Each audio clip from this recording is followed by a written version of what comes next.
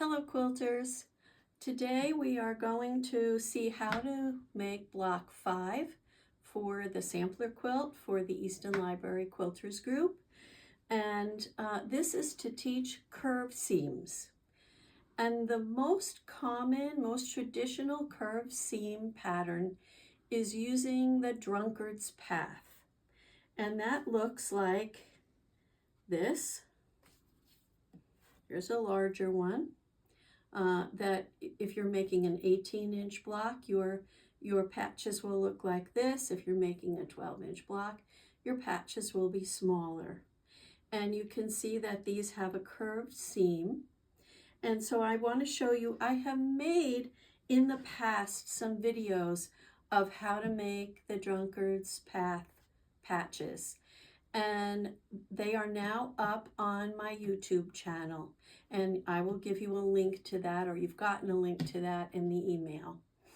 And I've also opened up my entire channel to the public because people have had trouble bouncing around inside it without separate links. So you should be able to look at any of the blocks, any of the skills lessons whenever you want. I have to warn you, because I made this a long time ago, I have 6 tiny short videos, Drunkard's Path Part 1, Part 2, Part 3, so you can just slowly make your way through those. A little cumbersome, but there it is. But the Drunkard's Path that we're making this time is a very specific shape, and I want to tell you a few hints about this particular one. The front page of your written instructions is going to look like this. And it's got the templates you need for the large and the small, so you know which one you want for your 18 or 12-inch block. And you will need to print this out in order to use it. I have put on here an exactly perfect 1-inch line. Between the 2 end lines is exactly 1 inch. And when you print, you want to check that your printer has printed this at 1 inch. If it's even the smallest bit shorter, your block, when it's finished, is not going to be big enough for your quilt. If it's a teeny bit larger, go with it. You can just trim a little extra. If your printer doesn't do this properly, or you don't have a printer, I will have a number of these at the library in the cabinet that you may take and use. So these you are going to cut out to make your patterns. And you may be asking, well, aren't there templates so I can use a rotary cutter? And there aren't, because there are an infinite number of ways you can make these. I just want to show you, these are all Drunkard's Path blocks that are going to finish at 3 inches. But you can see this is the most similar to the one we're going to make. It goes all the way out, almost to the edge, just enough for a seam. This is a little smaller. This is still a Drunkard's Path block, patch. So you can imagine the number. This is just for a finish at 3 inch. And there some I haven't drawn. So that's why I've made our own to fit our design. So depending on which of the pictures you've chosen, you are going to need to make some of these, and you may need to also make some square patches, and I have that in the instructions. So many of you, I had to make 16 of these, and you can use your cutout pattern over and over. It will easily make you 16. And you don't, if you have enough fabric, have to cut 16 of these and 16 of these. You can put the pattern down on your fabric, double your fabric, and cut 2. Or fold your fabric again and cut 4. You pin this on, get it nice and stable, and cut 4 at a time. So you're going to cut these out by cutting out the paper pattern, pinning it on, and cutting. Now, a lot of you are going to use many different fabrics in this, so you'll be doing quite a bit of different cutting.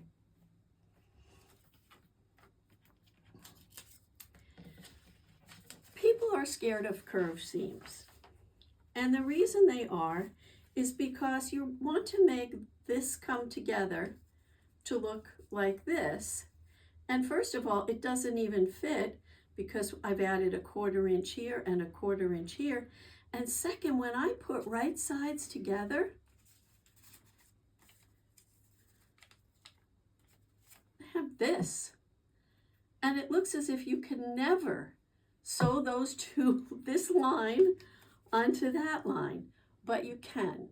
And it's easy if you do it very slowly and with a lot of pins and snips. So what you're going to do, I started this one, you're going to make snips all the way along this, and you can see a lot of these and a lot of pins. But I wanted to show you, that's in the other video, but I want to show you when I get to the end, this piece, let's just do some terms here. This piece is convex. This is the convex piece, the pie slice. And this is concave. You might have forgotten this from 4th grade. When I taught this to 4th graders, I told them there's a cave in the concave side, okay? This sticks out, it's a pie slice, that's convex, concave. So when I'm attaching this concave piece on, it wants to stick out. Can you come in on that, Doug?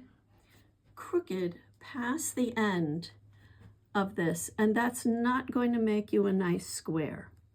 So what you want to do when you get to this spot, don't go all the way to the edge and argue with it, fight with it, be mean to it, and make it come flat across here. Don't worry about this nonsense. Get it right flat across there. Take your pin and don't just put it through the way we normally do. Weave your pin down that. We are putting it in a straight jacket so it cannot go out of the way. Then you can come back with these last few and pin them on. I'm going to do the same with the other side. I'm going to force this to do something it really doesn't want to do. Come in straight along that line and weave.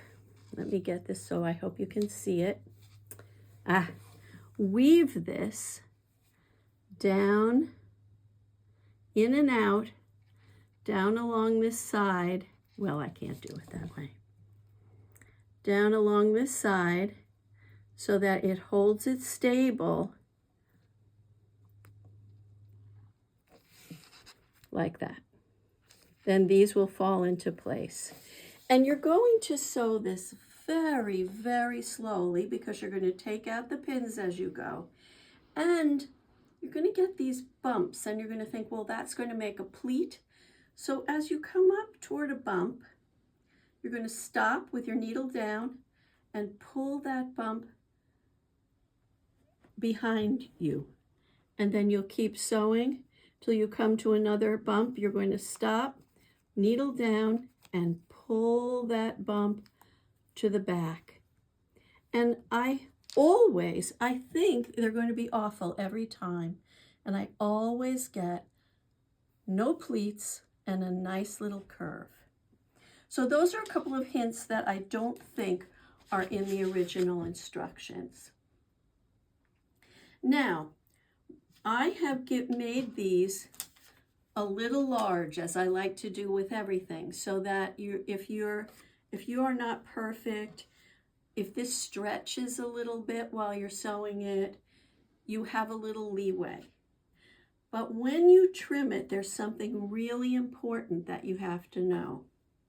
So this one is going to be 3.5 inches, so it will finish at 3. And I like to put it this way for me. So for you, it would be this way. And the key here is that I want just over a 1/4 inch here and just over a 1/4 inch here. And I want that 3.5 point on the convex piece. So you can see that most of my cutting is going to come from the outside. If I don't do that, I could end up with only that much space, so that when I make my seam, it's going to go up onto this. And I don't like that look. So I get my 3.5 inch point here. And then I see, oh my gosh, that's way beyond a 1/4. So I bring it back to just over a 1/4. And then I see this is still way over a 1/4. I bring it back to just over a 1/4.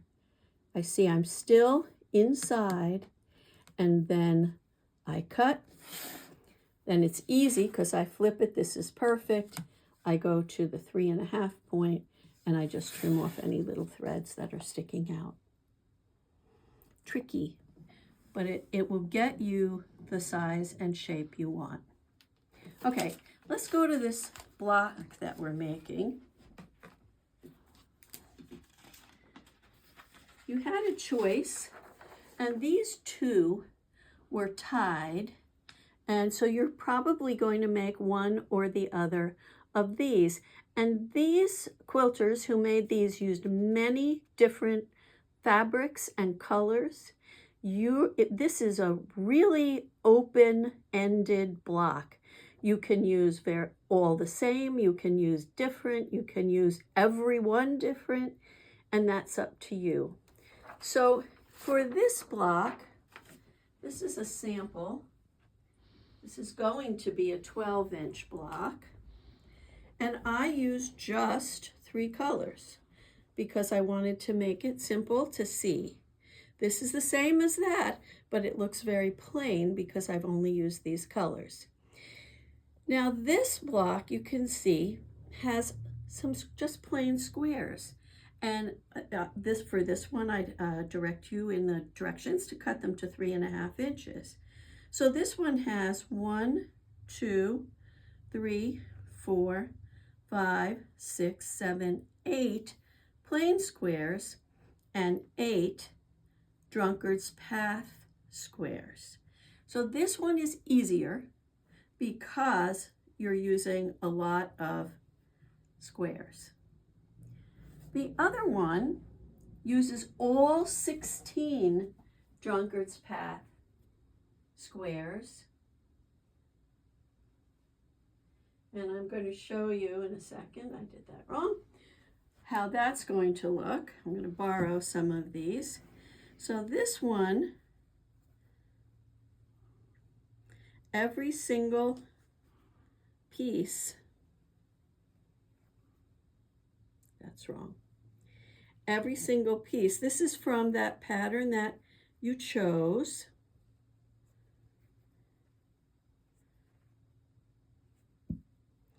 Is a Drunkard's Path. There are no plain squares in this.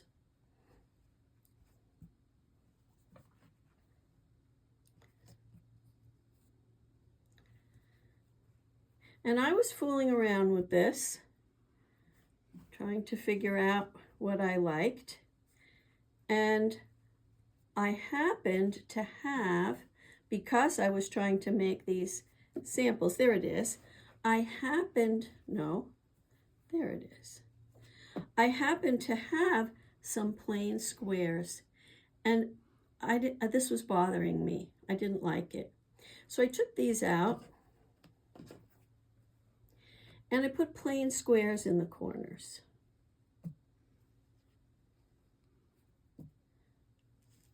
And then I still didn't like it because I didn't like this. You may have noticed I'm very matchy-matchy. And I decided to make more of a sunflower look with all yellow in the center and blue petals. There are so many ways that you can use these little Drunkard square pieces that I have put in your instructions, one of these that you can print out as many as you want and play with. So you can try, just draw a little semicircle kind of quarter circles in them. You can cut little snips of your fabric and stick them in there, play around with them. Just so in my instructions to you, I don't tell you exactly how many of each thing to cut. You will see maybe yours uses 6 squares and 10 drunkard pass. Who knows what you like? So play a little bit, find what you like. You can do either of the pictures or this little sunflower if you like better, or anything else you can come up with. So when you construct your block, there are a couple of things I like to show you where things can go wrong. And the place where things can go wrong is when your blocks when your patches come together to make a circle, because you really don't want your circle to look wonked out. It's not bad if it does, but you really don't want that. I don't want that for mine. So the thing that I'm going to do when I sew these two together is to be extremely careful that, number one, I don't come up onto this, and number two, these two spots on the circle match right there when it's done.